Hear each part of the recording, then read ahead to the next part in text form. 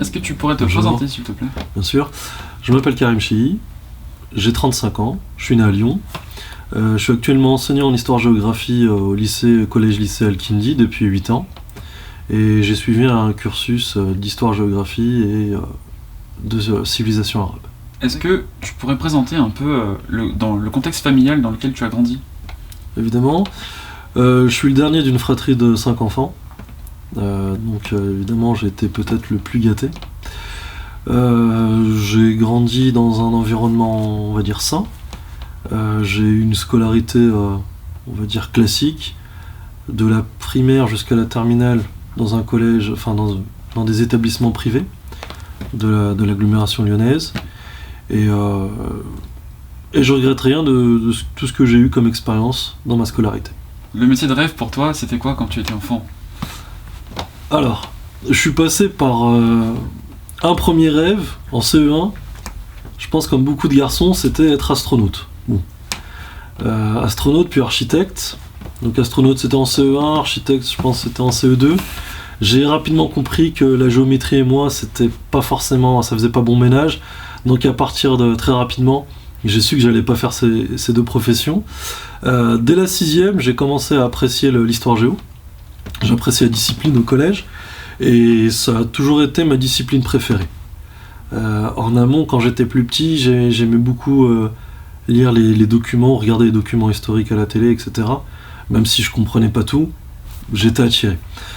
Du coup, c'est à partir de la seconde où je me suis dit, je vais faire de l'histoire à la fac, même si c'était des idées un petit peu floues, c'était pas des idées bien arrêtées et précises. Donc faire l'histoire à la fac et pourquoi pas, la première chose qui m'est venue à l'esprit, c'est quand en seconde on commence rapidement à faire un petit peu d'orientation. Mais il y avait une fiche à l'époque, c'était métier enseignant d'histoire-géographie au collège-lycée. Du coup ça m'avait attiré et ça a été la première chose que j'ai voulu faire réellement et c'était finalement ma volonté s'est entre guillemets concrétisée. Dis-moi Karim, quel cursus as-tu suivi pour devenir professeur d'histoire? Alors, pour devenir professeur d'histoire, bon ça après c'est un autre débat, mais tout d'abord en fait moi j'ai suivi un cursus classique histoire, une fac d'histoire, et puis aussi par la suite à partir du master, ce qu'on appelle LLCE, enfin du moins ce qu'on appelait LLCE, mais un master 1 et un master 2 de civilisation arabo-musulmane. Pourquoi ? Parce que je voulais faire une thèse en histoire, mais qui est liée justement à cette partie du monde. Donc il était plus facile pour moi justement après le cursus d'histoire, de suivre ce cursus-là pour pouvoir justement avoir ce que je voulais en thèse. D'accord. Quel conseil tu donnerais à des étudiants qui veulent suivre la voie de l'enseignant, du professorat, cette vocation à transmettre des connaissances? Alors, je pense que pour être enseignant, il y a vraiment une qualité à avoir, c'est être très patient. Ça, c'est la première des choses. Si on n'est pas patient dans ce métier, c'est très difficile de pouvoir y perdurer. Alors, après, je dis ça quand je côtoie mes collègues, etc., ou de manière globale, on le sent tout de suite. Deuxièmement, c'est aussi d'essayer, tant bien que mal, même si c'est pas évident, de se mettre à la place des élèves. Faut pas oublier qu'on a en face de nous des adolescents ou des préadultes qui sont en formation, qui sont en construction, on va dire, intellectuelle, culturelle, parfois même identitaire. Donc il y a beaucoup de paramètres à prendre en considération lorsqu'on est enseignant.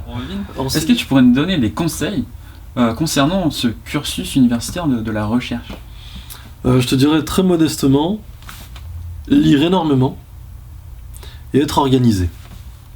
Lire énormément parce que tu verras, les jeunes étudiants, d'ailleurs c'est beaucoup plus facile pour vous parce qu'il y a une profusion d'informations avec internet, mais voilà, vraiment lire beaucoup d'ouvrages universitaires. De toute façon vous verrez, il y a toujours les bibliographies qui sont assez conséquentes, puisque le cours de l'enseignant il est bien, mais si vous voulez faire la différence, il faudra toujours rajouter des éléments issus de vos lectures, avec des citations, des références, etc.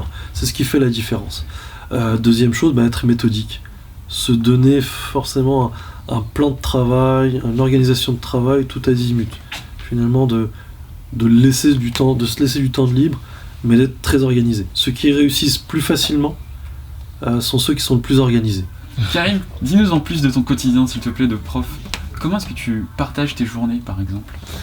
Alors je souffre, je croule sous la correction des copies. Non, évidemment, le quotidien d'un prof, l'avantage de ce type de métier, c'est que rien n'est prédéfini à l'avance.